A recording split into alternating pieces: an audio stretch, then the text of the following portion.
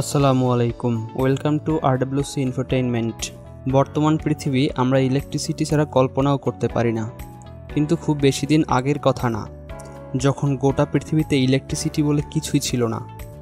এত অল্প সময়ে মাকড়সার জালের মতো ছড়িয়ে পড়া বৈদ্যুতিক তার যেমন একটি ফ্যাসিনেটিং ঘটনা, ঠিক একই রকম রোমাঞ্চকর বিদ্যুৎ আবিষ্কারের ইতিহাস। প্রাচীন গ্রিক সভ্যতার মানুষজন লক্ষ্য করেন যে অ্যাম্বারের সাথে পশুর পশম ঘষলে তা ছোট পার্টিকেলকে আকর্ষণ করে। তারা বিষয়টি লক্ষ্য করলেও এর কোনো ব্যাখ্যা তাদের জানা ছিল না।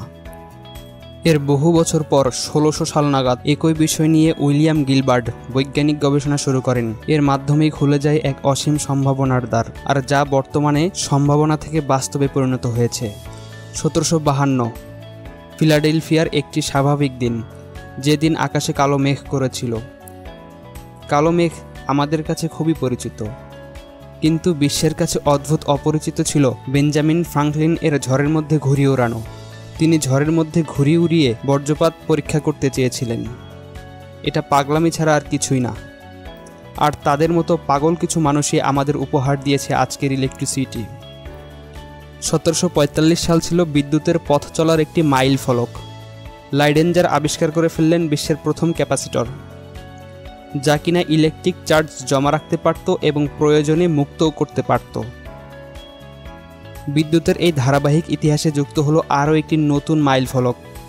1800 সাল নাগাদ ভোল্টা আবিষ্কার করে ফেললেন প্রথম সত্যিকারের ব্যাটারি, যার ফলে প্রথমবারের মতো মানুষ বিদ্যুৎ প্রবাহের অভিজ্ঞতা নিতে পারল। আর এই আবিষ্কার বিদ্যুতের বিকাশকে দিল নতুন গতি।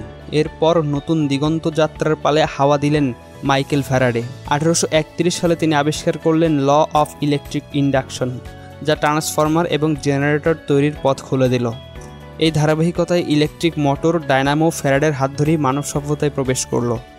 শুরুর দিকে কেউ ধারণাও করতে পারে না ইলেকট্রিসিটি একদিন মানুষের জীবনের অবিচ্ছেদ্য অংশ হবে।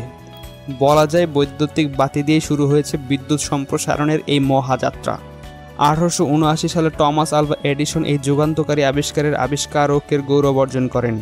এরপর ধারাবাহিকভাবে electric power distribution, AC DC battle থেকে বর্তমান অ্যাডভান্স টেকনোলজি, সর্বোপরি বলা যায় মডার্ন ওয়ার্ল্ডের প্রধান কারিগর হচ্ছে এই ইলেকট্রিসিটি।